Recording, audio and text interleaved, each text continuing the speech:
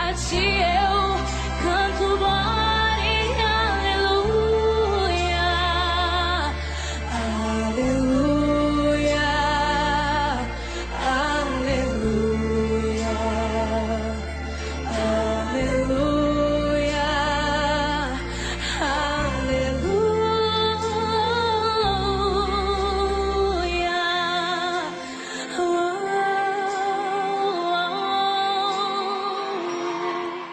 Lá no livro de Isaías, capítulo 53, nós vamos ler o versículo 2, só a primeira parte desse versículo, para a gente poder aqui, numa introdução, entender o tamanho da alegria dessa boa nova, né? O tamanho da expectativa que nós podemos ter no nosso coração de viver essa nova história. A história que até tem um cantor gospel que fala a história que é escrita pelo dedo de Deus. Mas eu creio que essa história, ela não foi escrita pelo dedo de Deus, mas ela é escrita pelo sangue vertido na cruz do Calvário para remir os nossos pecados e nos dar direito a uma vida eterna. Amém? Porque foi subindo como renovo perante ele e como raiz de uma terra seca, porque foi subindo como um renovo. Isaías é um profeta, irmãos, que ele viveu praticamente 700 anos. Essa profecia, essa promessa foi falada, foi revelada pelo Espírito de Deus através do profeta Elias, 700 anos, irmãos, antes da encarnação do Deus Todo-Poderoso Jesus Cristo. Aqui eu posso pensar assim, mas é o Velho Testamento, o que isso vai servir para mim? Como é que eu posso participar desse renovo? Como é que eu posso estar inserido nesta realidade? Irmãos, quando nós aceitamos a Cristo e cremos que Ele é o nosso Salvador, nós já estamos inseridos nessa promessa. Ele subiu como um renovo em uma terra seca. Nós vivemos tempo de sequidão espiritual, né? Às vezes até as emoções, os sentimentos estão sendo confundidos.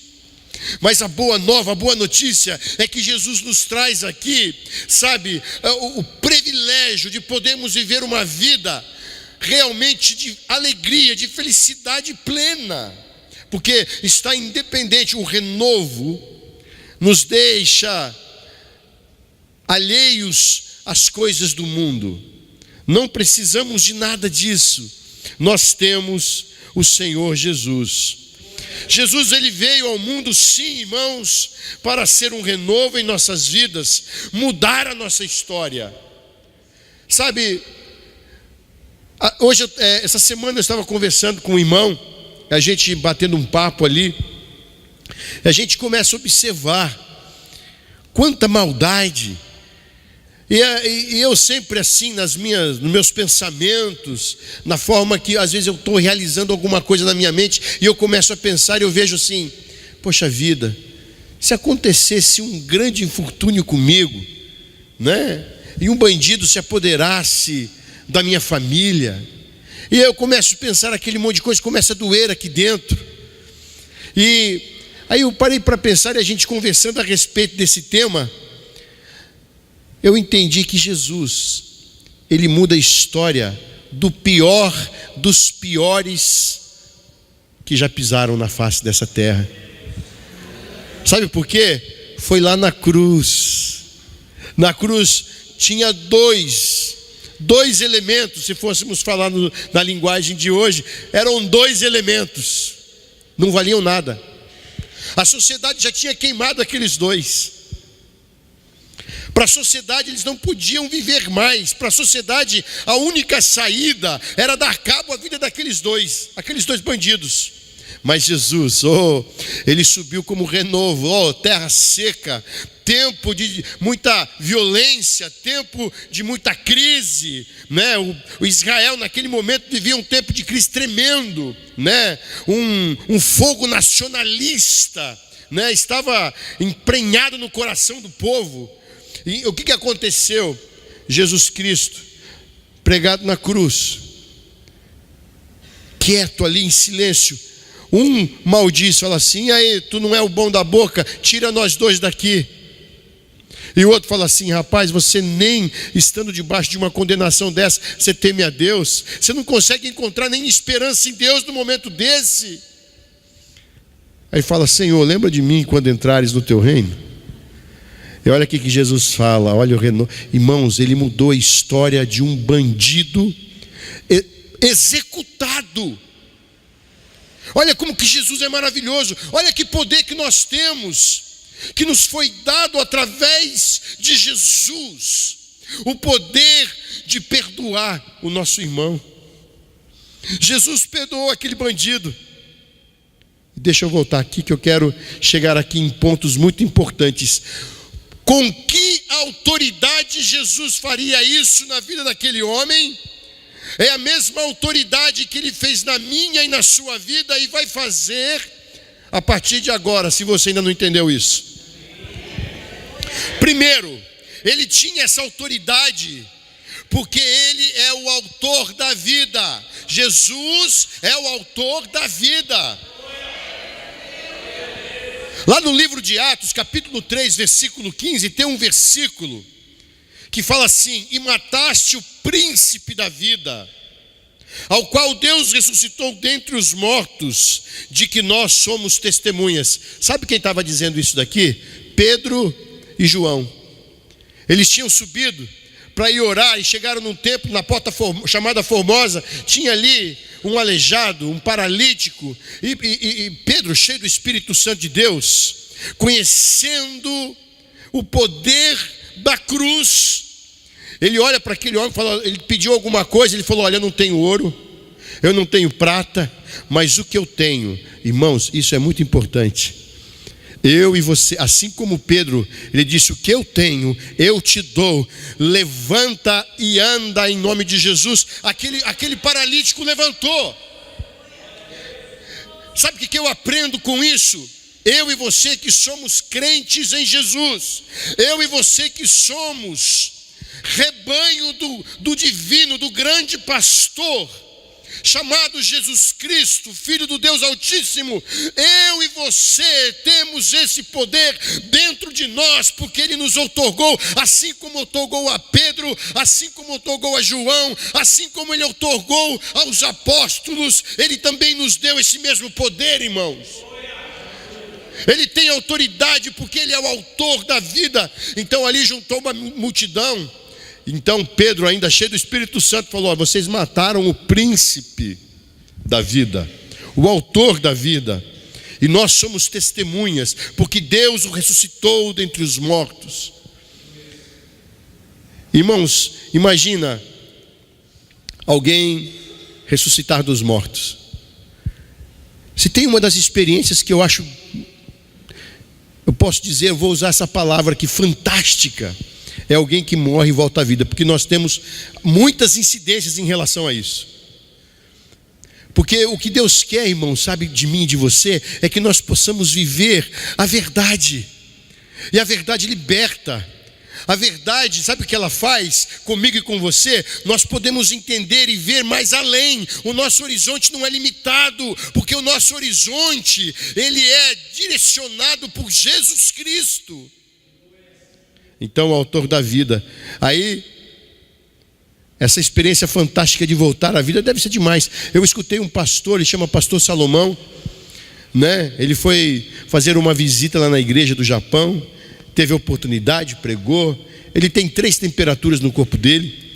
Ele morreu, o atestado de óbito foi assinado, mas ele tinha uma mãe crente. Ele morreu, o médico assinou, falou para a mãe: olha, já não adianta. Ela falou: não, meu Deus, olha, você é médico, você pode fazer o seu diagnóstico, mas a última palavra vem do meu Deus, e eu vou orar, porque tem um versículo na palavra de Deus, dito por Jesus Cristo, que aquele que crê em mim, ainda que esteja morto, viverá. E sabe o que aconteceu? Não é que o irmão Salomão levantou? É estudado pela NASA, você sabia? É tremendo. O irmão Salomão levantou e ele pediu 3 pessoas que viessem ver a temperatura do corpo dele. Em cada parte do corpo dele, dependendo, no pescoço, no peito, né, na cabeça, um é extremamente febril. A outra temperatura é uma temperatura comum, normal. E a terceira temperatura do corpo dele, gelado. É impossível uma pessoa viver com 3 temperaturas no corpo. E quem é que pode fazer isso? Com que autoridade se faz isso? Com aquele que é o autor da vida, Jesus Cristo, o Filho do Deus Altíssimo. Amém? Além disso, quando Jesus olha para aquele bandido e fala: hoje estarás comigo no paraíso, ele está usando a autoridade daquele que é o autor da salvação. Em Hebreus capítulo 5, versículo 9, nós vemos o seguinte, meu irmão: e sendo ele consumado, ou seja, quando a gente fala de consumado, é aquilo que foi esmagado, aquilo que foi triturado, castigado, oprimido, veio a ser causa de eterna salvação para todos os que lhe obedecem.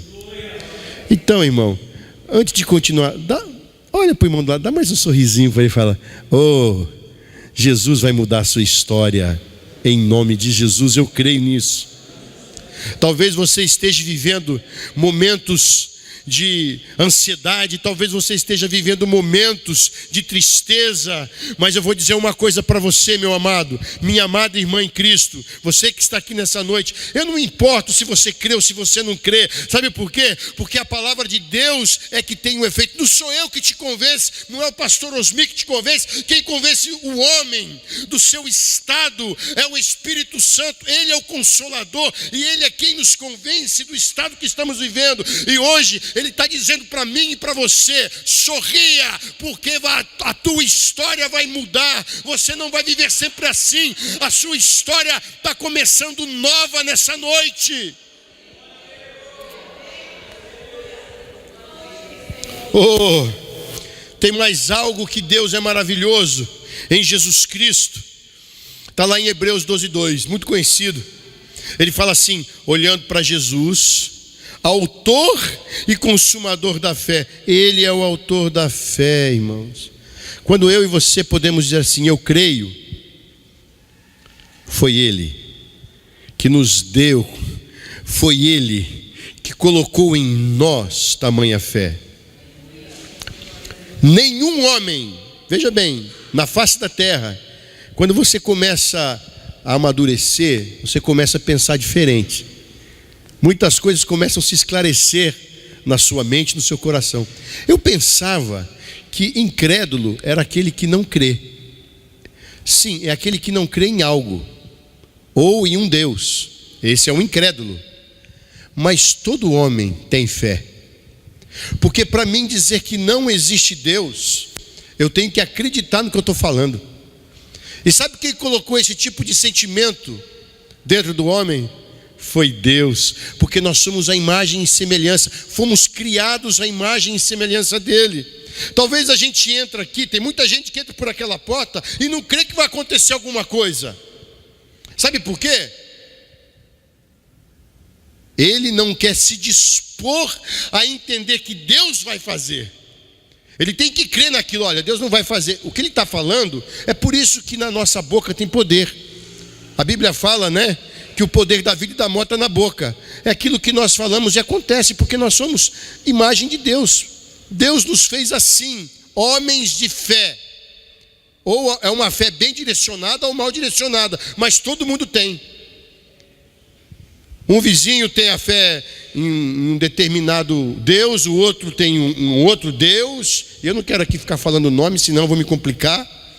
Mas a verdade, essa semana mesmo, chegamos numa praça lá, tinha um monte de comida lá com uns negócios com os lacinhos lá. É uma fé mal direcionada, mas é fé. Então Jesus, Ele é o autor da fé. Por que Jesus teve autoridade para olhar para aquele ladrão e dizer assim: olha, seus pecados, aliás, hoje mesmo estarás comigo no paraíso? Por isso aqui é só a parte introdutória, irmãos. Sabe por quê? Você deve estar perguntando assim: como eu posso viver uma nova história? Como, pastor, o Senhor vai me permitir viver uma nova história? Então, vamos lá. Primeiro, você tem que permitir que Jesus seja o autor da sua história.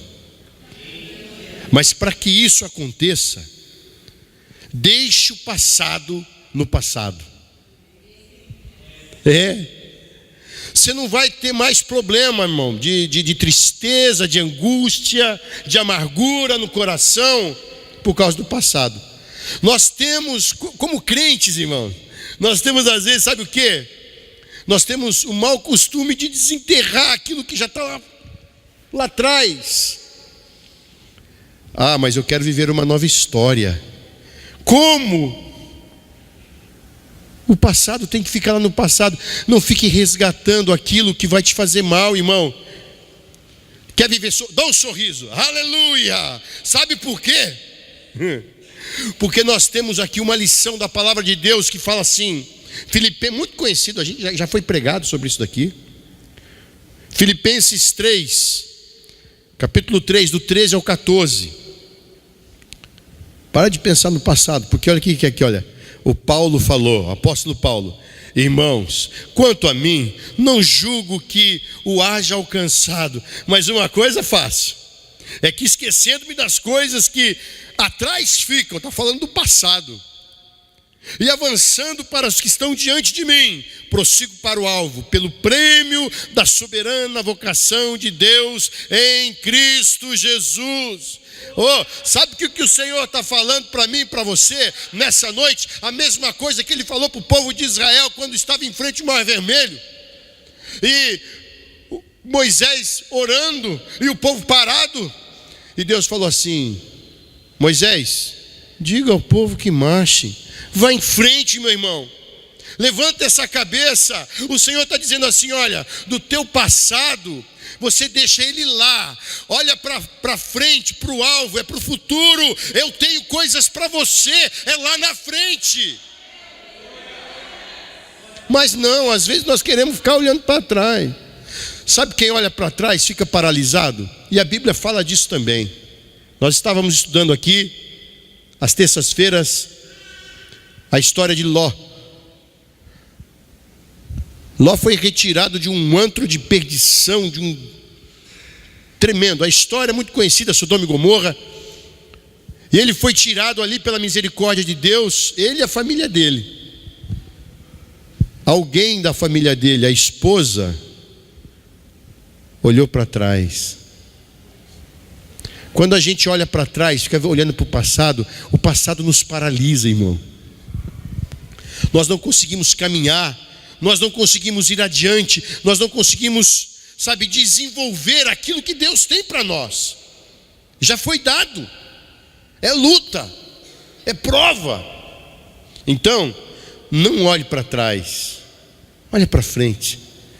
O apóstolo Paulo aqui, quando ele escreve isso, inspirado pelo Espírito Santo de Deus, para nos dar hoje testemunho da sua vida, se ele estivesse olhando para trás, ele não faria sequer uma letra, não escreveria uma letra, não pregaria uma mensagem. Ele seria apenas um convertido engessado num banco. Sabe por quê? Porque o apóstolo Paulo, ele era conhecido antes como Saulo, o perseguidor da igreja. Imagina, toda vez que ele fosse pregar, toda vez que ele fosse anunciar a graça de Jesus, ele começasse a se recordar do seu passado. Ele falava: ai meu Deus, eu não posso dizer isso, porque eu matei tantos cristãos. Não, ele deixou o passado, porque ele entendeu. Ele mesmo falou: olha, eu estou prosseguindo para o alvo. Tem um alvo. Você está fazendo o quê, meu irmão? Eu quero te perguntar nessa noite, você está fazendo o quê? Sabe que essa igreja tem uma história? Nós vamos ficar olhando para trás? Não podemos, irmãos. Nós temos que caminhar. Quem quer caminhar adiante aqui com a glória do Senhor Jesus diz amém. É assim que tem que ser. O Senhor quer despertar. O Senhor quer nos fazer, sabe o que, irmãos? Colocar em nós um avivamento no coração, para que possamos dizer assim: chega de opressão da parte do inferno. Sabia que o inimigo não está contente com essa igreja? Você sabia que o diabo tem se retorcido todo quando ele ouve o nome família cristã? Família cristã, ai meu Deus do céu, esse povo está me dando trabalho, eu tenho que fazer alguma coisa para destruir esse povo. Aí sabe o que acontece? Deus derrama graça, Deus derrama poder na sua vida. Aí a gente não pode reclamar, sabe por quê? Porque tudo que a gente passa, a gente não pode olhar para trás e falar assim: você viu? Ai, coitadinho de nós. Não, é Deus dando a mim e a você experiências para glorificar o nome dEle, para testemunhar como é poderoso, como é grande o nosso Deus. Sorria, deixa o passado no passado, amém? Sorria, irmão. Sabe por quê? A nossa dívida já foi paga. Isso é maravilhoso. Eu falo isso porque eu falo de mim. Deus é tão misericordioso, irmão. Como Ele pode usar uma pessoa tão insignificante como eu? Como Ele pode olhar, eu começo a imaginar como Ele pode olhar do seu trono de glória, tamanha grandeza, olhar para um vermezinho tão pequenininho e ter compaixão e ter amor. Colossenses capítulo 2, versículos 14 e 15, diz assim: tendo cancelado o escrito de dívida que era contra nós e que constava de ordenanças, o qual era prejudicial, removeu-o inteiramente, encravando-o na cruz. É muito poder nisso aqui, irmão, que nós estamos lendo. A promissória, a nossa dívida, o pecado foi derrotado, foi deixado cravado na cruz. É como eu imagino Jesus Cristo na cruz, e Ele como se tivesse um carimbo gigantesco, e esse carimbo embebecido no seu sangue, e uma grande promissória do mundo todo, de todos os nossos pecados. E Ele pega aquele carimbo e coloca assim: está pago, e carimba. Sabe quando isso aconteceu? Quando Ele gritou na cruz, entregando o seu espírito, Ele disse: está consumado. O meu e o seu pecado. Oh, meu irmão, isso é muito maravilhoso. Para quem não entende, é loucura. Mas para quem é servo do Senhor, para quem crê no poder do Santo de Israel, é algo profundo e maravilhoso. Sabe por quê, meu irmão? É coisa de salvação, é coisa de eternidade. Não é negocinho de escritório, não. Não são business, não, irmão. Estamos tratando aqui, o Senhor aqui está tratando da minha e da sua eternidade. Somos eternos. Agora importa estarmos submissos debaixo dessa graça, para que possamos ter uma eternidade ao lado de Deus. Senão é morte eterna, e eu quero é vida eterna. Amém ou não amém, igreja? Ó, o versículo 15, depois dele encravando na cruz, o versículo 15 fala: e despojando os principados e as potestades publicamente, os expôs ao desprezo, triunfando deles na cruz. Aqui existe aqui nós poderíamos falar desse versículo a noite inteira. Jesus nasceu, o prometido, o Messias. Tira um pouquinho do ganho aqui, querido, por favor. O Messias, ele veio ao mundo e sabe o que acontece? Amigo, o diabo, ele quer matar a Cristo. Retorno aqui, querido. Ele quer destruir a fé do povo. Então o que ele faz? Se Jesus pecar, se ele pecar, pelo menos se ele errar um deslizezinho, tudo está perdido. Mas sabe o que acontece? Jesus Cristo, quando nesse versículo 15 nós lemos, ele, e despojando os principados e potestades, eles estavam esperando. Jesus com 12 anos, vivendo ali aquele momento onde ele está na festa e conversa com os doutores da lei. Ele fala, ele pode pecar e agora ele é um adolescente. Não, ele foi exemplo. Até ele chegar ao momento do seu ministério, quando chegou, ele teve que ir até o Monte das Oliveiras antes de ser crucificado. Parece que o inimigo chegou até a soltar rojão quando ele falou assim, Senhor, Deus meu Pai, passa de mim esse cálice. Quando o inferno em todo já estava em polvorosa, eu penso e vejo dessa maneira, ele vai renunciar, nós conseguimos. Aí ele abre a boca de novo e fala assim, seja feita a tua vontade, não a minha. Sabe, todos esses demônios, esses principados, essas potestades estavam em volta da cruz. Esse foi um momento de muito sofrimento para o nosso mestre. Mas olha, quando ele brada, está consumado, a terra treme. O véu do templo se rasga de alto a baixo, ou seja, está cumprido. Temos livre acesso a Deus hoje, através do Santo de Israel, do Filho de Deus. Até mortos ressuscitam quando ele brada, está consumado. E às vezes não queremos crer. Isso é história. Isso é real. Não é lenda. Então, meus irmãos, a nossa dívida foi paga. Quem aqui, irmão, já se pegou falando assim, poxa, mas eu não posso, eu não sou digno. Quando eu chegar lá no céu, eu não vou ser aceito, porque eu sou um pecador. Eu sou alguém que já nasceu com a natureza do pecado. Aí tem aquele Romanos 8:1, só para que eu e você possamos dizer assim ao diabo, porque ele quer nos acusar de muitas coisas. Você já se sentiu acusado pelo diabo? Por causa do seu erro, por causa da sua falha, por causa do seu pecado?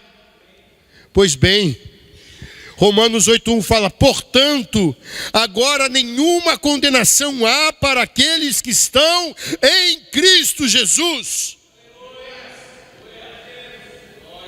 Sabe, Cristo,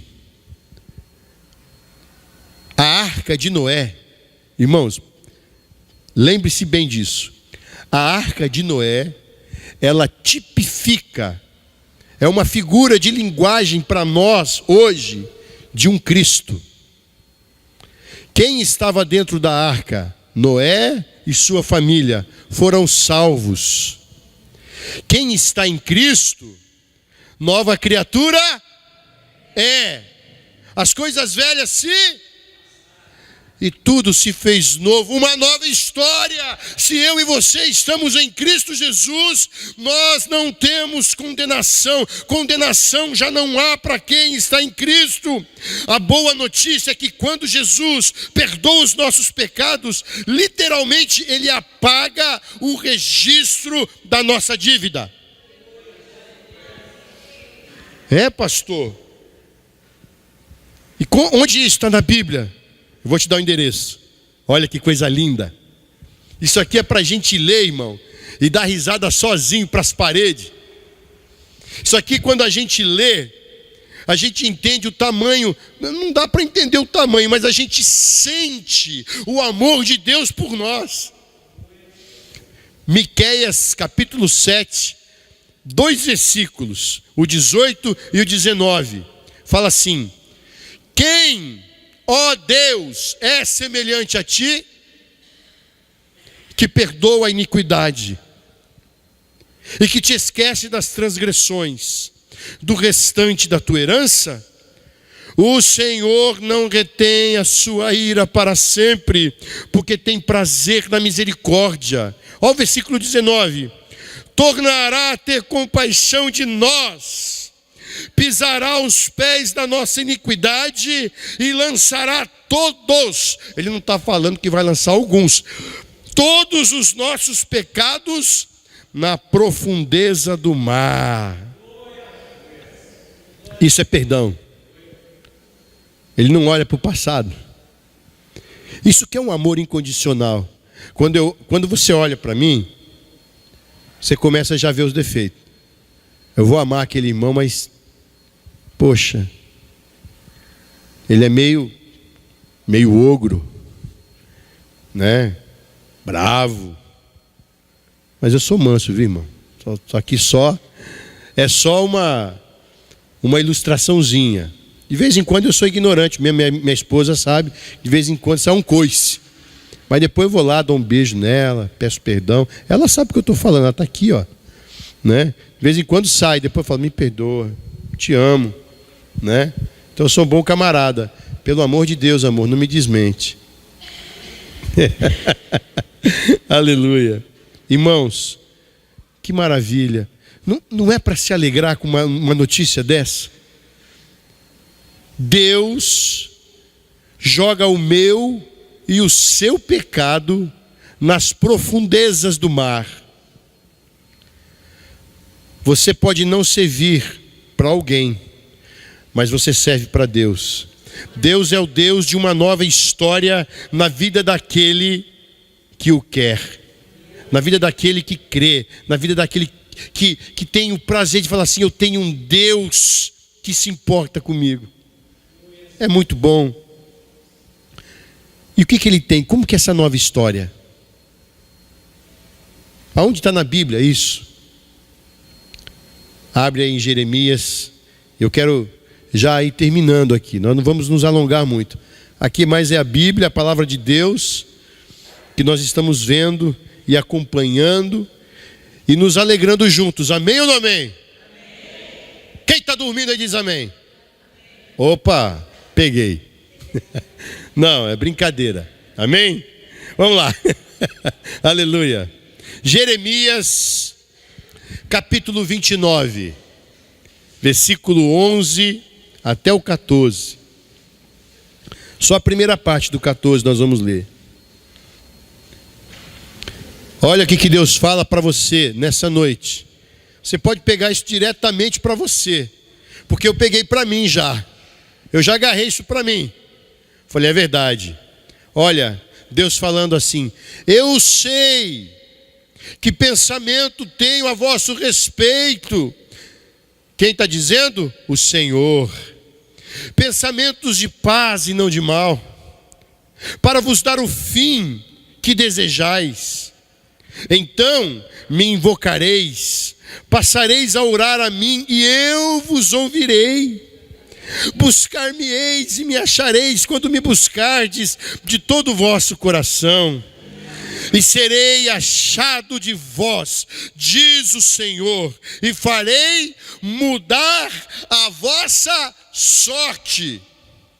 Deus vai mudar a sua história. Oh, aleluia. Eu não quero ser quem eu sou hoje.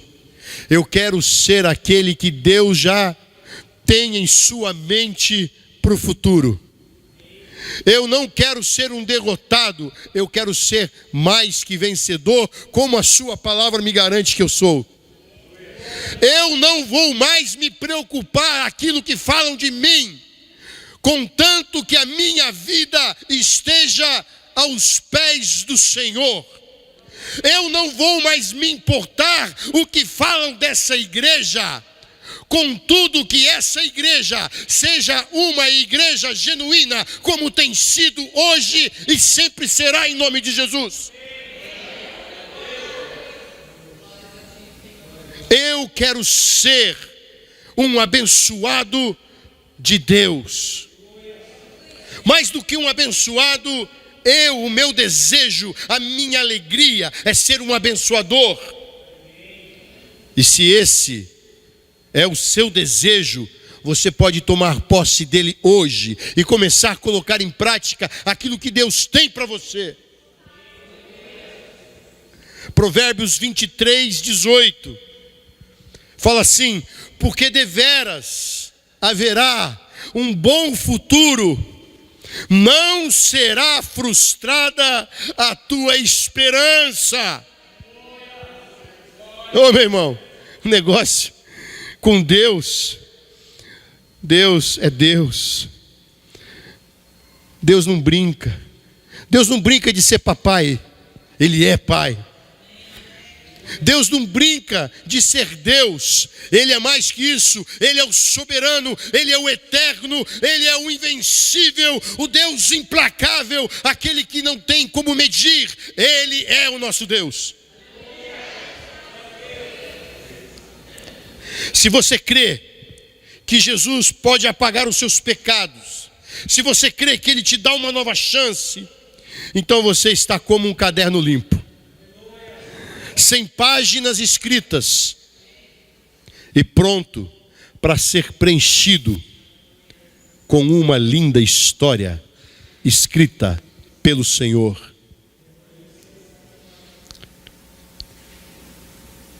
Jeremias 31 ainda, no versículo 17, sabe o que ele fala? Olha quantas promessas, como a palavra de Deus é rica, como a palavra de Deus ela é poderosa. Ele fala assim, Jeremias 31:17: e há esperança para o teu futuro, diz o Senhor. Eu vou repetir porque não sou eu que estou dizendo. Presta bem atenção, irmãos.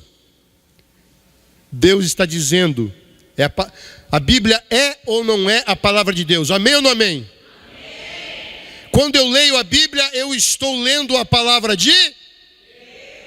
Se eu estou lendo a palavra de Deus, Deus está falando com quem? Comigo e contigo. E sabe o que está escrito aqui? O que Ele está falando hoje para mim e para você? Coloca o teu nome aí, Elber. Há esperança para o teu futuro, diz o Senhor.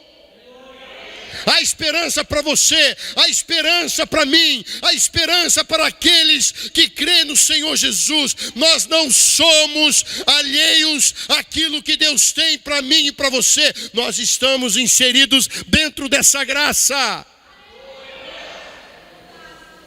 Por isso podemos continuar sonhando que o amanhã será muito melhor que hoje. O seu futuro, o meu futuro, o futuro dessa igreja está nas mãos de Deus. Deus hoje, Ele escreve uma nova história para você. Talvez você pode pensar assim, não, pastor, isso é para o irmão que está do meu lado, porque eu não tenho sorte na vida. Talvez você joga e fala assim, eu jogo na loteria. Nunca ganhei. Eu nunca ganhei em uma rifa. Mas Deus não é Deus disso, irmãos. Deus não é Deus da sorte humana. Ele é Deus de uma nova história. E Ele vai mudar a sua, em nome de Jesus. Em nome do Senhor. Eu quero pedir que você levante, fique de pé.